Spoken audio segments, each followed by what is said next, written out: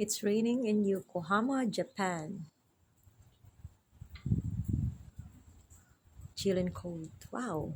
Ew.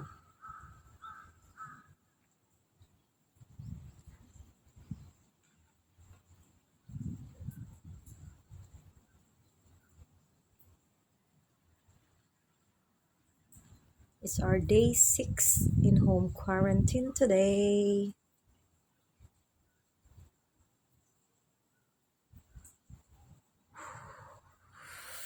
Sarap. Chillin'. Chillin'.